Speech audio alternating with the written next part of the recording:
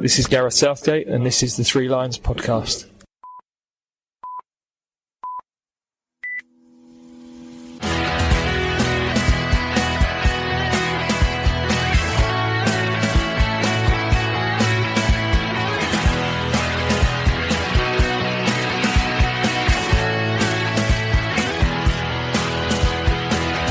Hello and welcome to the Three Lions podcast. My name is Russell Osborne and this is an independent England football supporters podcast. One that tries to look at all aspects of our England national football team. Short and simple bite-sized episode this one. Congratulations to Leeds United's Kalvin Phillips, who back before the start of the September international window won the England Senior Men's Player of the Season for 2020-21. And then only recently, just ahead of the women's upcoming internationals, Ellen White took the honours for the Lionesses, which got me thinking about the whole award. To be honest, it's never really been one I'd thought about. Probably because I'm obviously not in the running for it. Not as prestigious as perhaps the PFA Player of the Year or the Sports Writers Player of the Year award, but I'm sure to the players it is every bit as special. Especially as it is decided for by the fans. I did probably mention it in a podcast sometime over the last year, but I can't remember who has won it last time, or any time previously before that. But before I started the research, I had in my mind some who probably had won it, but there also turned up a few surprises too. So I thought, right, let's have a look into this a little bit more. Basically, it's an end-of-year online vote for England Supporters Club members to vote for their favourite player of the year.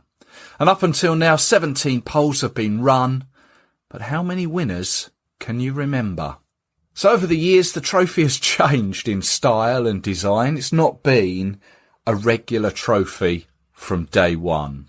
Actually, the most recent one I saw of winner Kalvin Phillips, someone tweeted that it looked like he was holding a carton of oat milk. It's true. But previous trophies look like they've been bought from the local trophy shop, silver plinths with small footballs attached.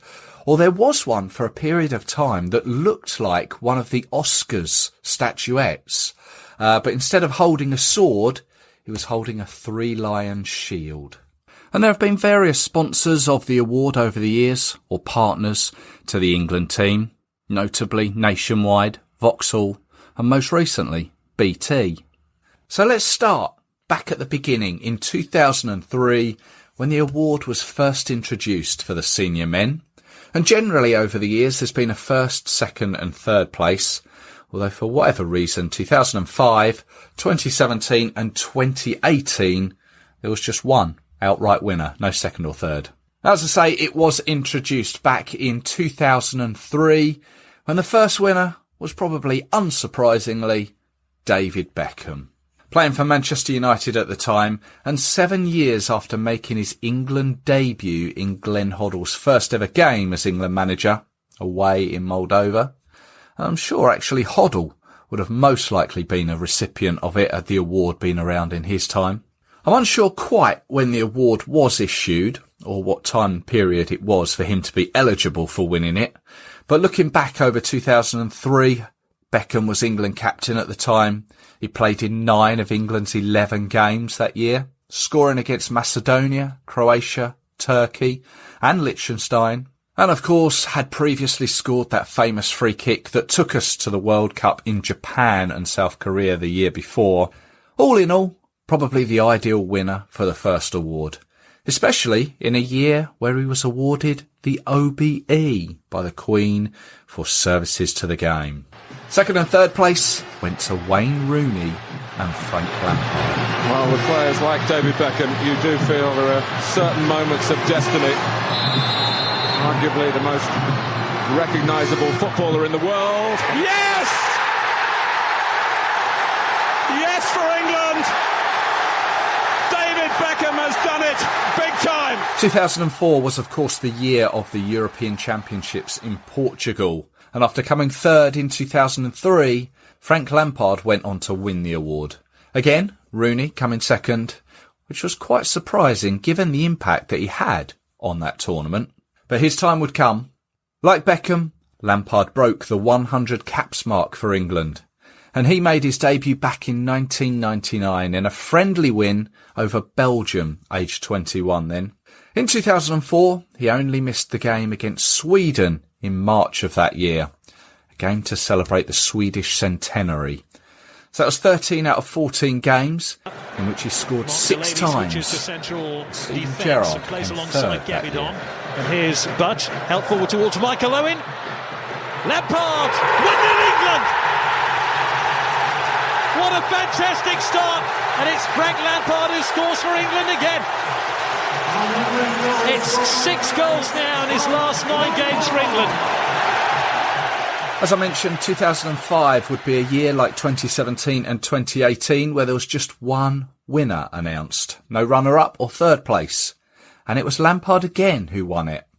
And in a non-tournament year, England played 11 games. He made 9 appearances with 3 goals in World Cup qualifiers against Northern Ireland, Austria and Poland.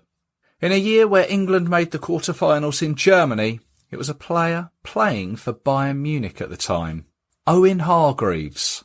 Brought in by Sven-Göran Eriksson for his debut in September 2001, he went on to make 42 appearances, although never scored. But I think it was those World Cup performances that endeared him to the England supporters. 8 appearances in 2006. Steven Gerrard came second behind Canadian-born Hargreaves. But 2007 would be Gerrard's year. Gerrard wanting it back again and still going. Steven Gerrard! Brilliant. Again, he's taken the match by the scruff of its neck. He's got 2, England have got 2. And it's all looking just a bit healthier on the scoreline now. Again, a non-tournament year, but a disastrous one. One that saw them fail to qualify for the Austria and Switzerland European Championships of 2008. England played 12 games throughout that year. Steven Gerrard would play 11 of them. And that, alongside helping Liverpool to the final of the Champions League, losing in the final in Athens to AC Milan. Gerrard was captain for 5 of those England games, including the defeats to Russia in Moscow and Croatia at Wembley. Although he did score twice in the 3-0 win over Andorra away in Barcelona. Second place, well, that went to Manchester City's Mika Richards. 2008 was a year in which many England fans would have been hoping for a trip to both Austria and Switzerland. Instead, they had to make do with 6 friendlies and 4 World Cup qualifiers. Wayne Rooney would play in 8 of them, scoring 5 times on his way to becoming England's record goalscorer and second highest appearance maker with 120 caps. Rooney made his debut aged 17 years and 111 days in the loss to Australia as an Everton wonder kid. Whilst he didn't go to the Euros with England that year, he did pick up the Champions League with Manchester United in Moscow, beating Chelsea on penalties. And Rooney won the first of 4 fan votes in 2008, this one ahead of Gareth Barry and Theo Walcott. Like Frank Lampard did in 2004 and 2005, Rooney would retain the England supporters' vote in 2009. England would play 11 games during the year. Rooney played in 9, including the 1-0 defeat to Brazil in November in Doha, which was a night where Fabio Capello gave Rooney the captain's armband for the first time. But throughout the year, he scored 6 times, once against Kazakhstan and once against Croatia, twice against Slovakia in a friendly, and twice against Andorra. And England have the ball and Johnson crosses it and Rooney! 2 for Rooney, 3 for England. How many are they going to score tonight? How many is he going to score tonight? The year of the South African World Cup, 2010. England had qualified for it, and it would be the first time a defender would win the fans' vote. Ashley Cole would win the domestic double of Premier League and FA Cup with Chelsea that year too, but Cole began his England senior career back in 2001 in a 3-1 win over Albania. He'd go on to win 107 caps, captaining the side once. He never scored, but he was generally considered one of England's finest left-backs ever. In 2010, he played in 9 of England's 12 matches, and that included all 4 of England's World Cup matches. Liverpool's Steven Gerrard and Manchester City's Adam Johnson would come second and third respectively, as voted for by the fans. Ashley Cole won it after overcoming a period in his life when not only had he transferred from Arsenal to Chelsea, but also his private life was being heavily scrutinised. Here's Ashley Cole speaking to the FA TV at the time. How does it feel to be voted by the fans as England's Player of the Year? It feels amazing. I think it came as a big surprise to me. I never thought I would get this, of course, with the other players who was in the running. I never thought I would actually get this award, but I'm very privileged and proud that, of course, the fans have appreciated what I've done, because, of course, it's been hard, but now I seem to get the appreciation now, so I'm very happy. Every time I put an England shirt on, I try my hardest. I want to win, and of course now the fans have voted me Player of the Year. Then I think they've started to see that I just want to win and play for my country. Now, 2011 was one that surprised me, to be honest, and one I'd forgotten about. Scott Parker, then of Spurs, won the award. In total, he won 18 caps in 10 years under 5 different managers. He played in the 2-1 away win in Denmark in February 2011, having last played for the Three Lions in 2006. And he'd go on to win 7 caps in the year, generally European Championship qualifiers for 2012. And Joe Hart would get second place, and third would go to Ashley Young. Here's what it meant to Scott Parker when he spoke to the FA TV. Well, it's a great honour, really. Obviously, just looking at the past names, what are on the trophy and what have won it is, it's quite an achievement. So, proud moment for me, and obviously, just really, really happy, delighted. Like anything, when obviously you feel that the fans are appreciating what obviously you've done, it is obviously extra special. So, it's been a good year for me at the national level. So, I'm delighted that obviously the fans have picked me, and it's really good. 2012 and 2013 sort of merged together for whatever reason. Obviously, there was the European Championships in Poland and Ukraine, where England played 4 games alternatively between Donetsk and Kiev. Roy Hodgson made Steven Gerrard captain for the tournament, and it was he who took the supporters' votes for the second time following his win in 2007.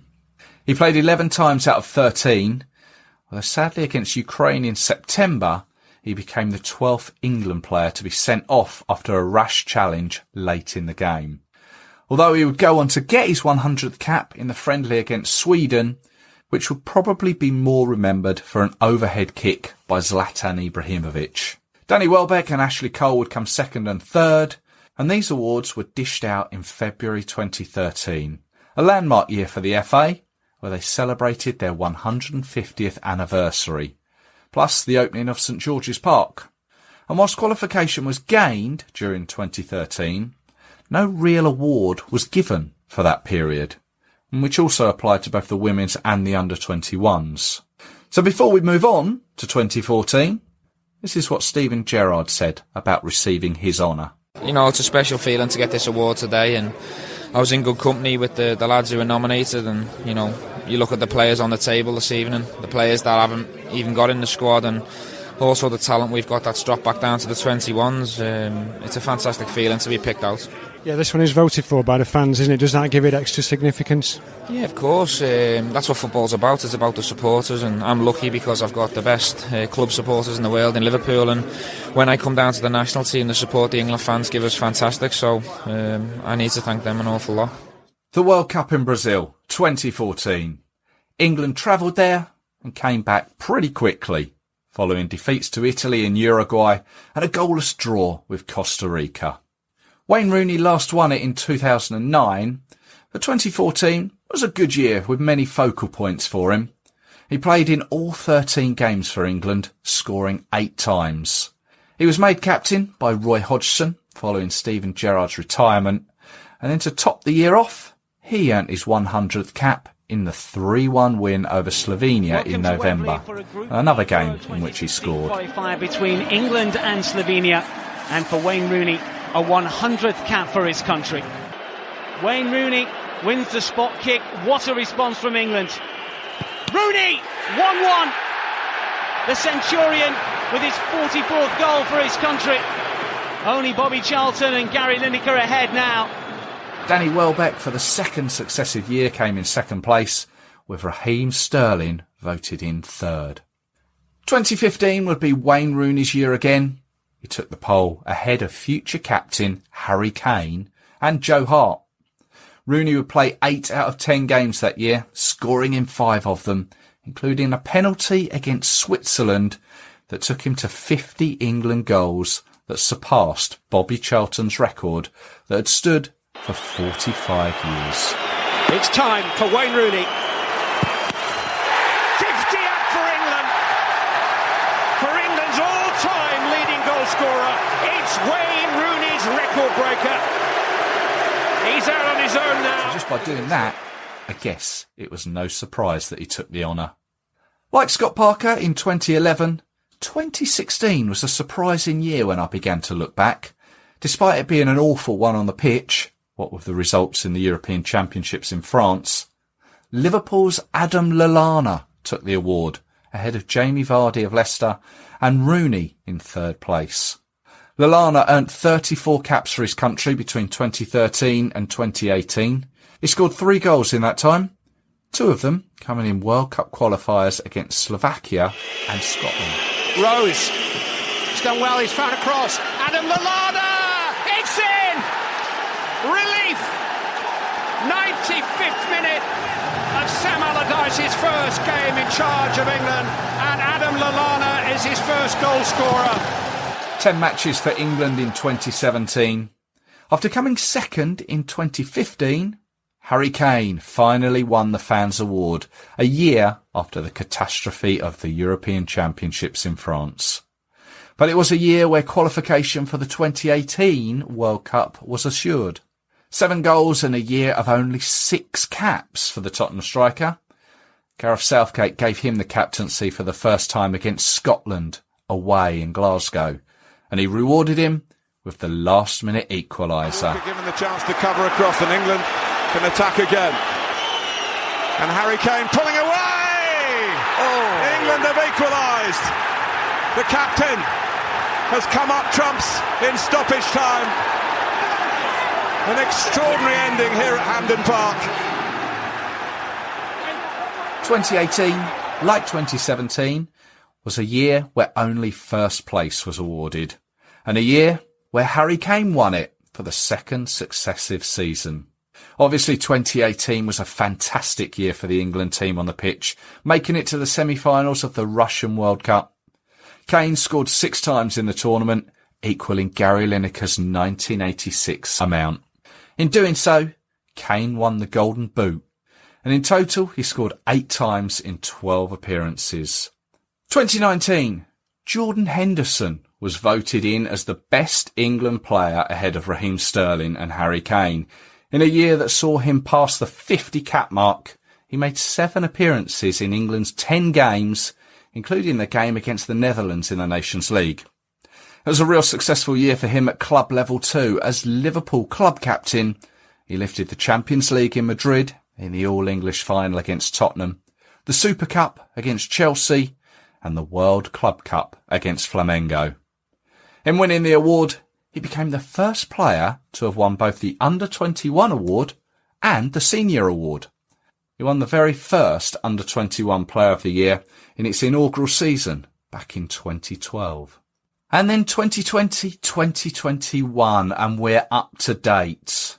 I'm guessing that it's all due to the pandemic that these 2 years were combined, but the most recent awards were taken from performances from March 2020 up until August 2021. And players eligible had to have played in 50% or more of England's matches. So that actually went against the likes of Luke Shaw, who had a great European tournament, but unfortunately fell short of the criteria. However, Leeds United's Kalvin Phillips, or the Yorkshire Pirlo, as he is affectionately known as, made his debut against Denmark in September 2020 and has gone on to make 15 appearances. He's become the quickest player to win the award since making his debut, and he came ahead of Mason Mount and Raheem Sterling, who for the third time has come in the final three but not won the award. Perhaps his time is still to come, as will the opportunity for many of the current England players as we go towards a World Cup in 2022. And I mentioned Jordan Henderson being the only player to have won both the Under-21 and the Senior Player Year of the award. The Under-21 roster of awards is quite interesting. 2014, Saido Barahino won the award, and sadly his career just didn't take off. Injuries and transfers that didn't materialise, and a few off-the-field incidents haven't done him any favours. Although Roy Hodgson did select him for games against Slovenia and the Scotland game at Celtic Park, but he remained uncapped. And he's since gone on to play for Burundi and is currently at Sheffield Wednesday. 2015, Jack Butland won the award for the Under-21s, by which time he'd already been capped at senior level, making his debut against Italy, playing the first half in a 2-1 win in Bern, Switzerland. 2016, Nathan Redmond won the award.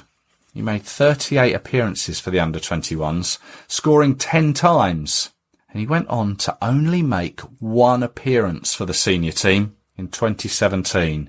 He played 24 minutes in that friendly against Germany in Dortmund, coming on for Adam Lallana. 2017 saw another goalkeeper win the award. After Butland did in 2015, this time it was Jordan Pickford. 14 Under-21 caps for him, and it was the same year he made his senior debut and has now made the position his own of first-choice senior keeper. He has, of course, played in European Championships, World Cups and Nations League finals, and he's saved penalties in each. And he's probably the most likely candidate to match Jordan Henderson's feat of winning both awards. 2018, Dominic Calvert-Lewin was scoring for Everton and the Under-21s. 2020, he would make a scoring debut against Wales in a friendly at Wembley in the senior team. And at that moment, that was the last award to be given for the Under-21s by the supporters. Now, the Lionesses have grown from strength to strength over the last 10 years, and it was only right that they should be given Player of the Year awards.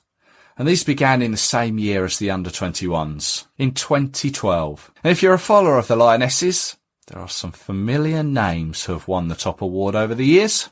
The first one went to current England captain Steph Houghton. Nothing was given in 2013, but Tony Duggan would win it 2 years later in 2014. 2015, Lucy Bronze would win the first of her 2 Player of the Year awards.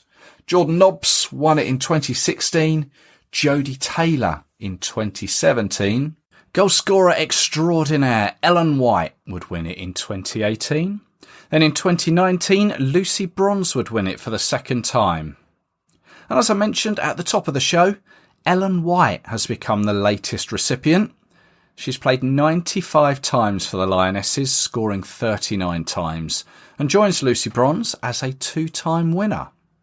Now, unfortunately, the Lionesses had a couple of games cancelled due to COVID over recent times. But Ellen White scored a hat-trick against Northern Ireland back in February at a blowy St George's Park and was an integral member of Team GB's recent run in the Tokyo Olympics, scoring 6 times. And with those 39 England women goals to her name, she is not far off of Kelly Smith's record total of 46. And with the Women's European Championships taking place in England in 2022, it'll be interesting to see who takes the fans' favourite for that. And likewise, with the men's senior side, will Kalvin Phillips continue his form, or will someone else take the title in the run-up to the Qatar World Cup? Watch this space. Thanks for listening. I hope you've enjoyed it. As I said, it's just a small, bite-sized episode looking back at some of the history of our England national team. And all the additional audio was used for descriptive purposes only. There's also plenty of other episodes similar to this, and they can be found at threelionspodcast.com or at your usual podcast provider. I'll be back with you very soon with some more England content.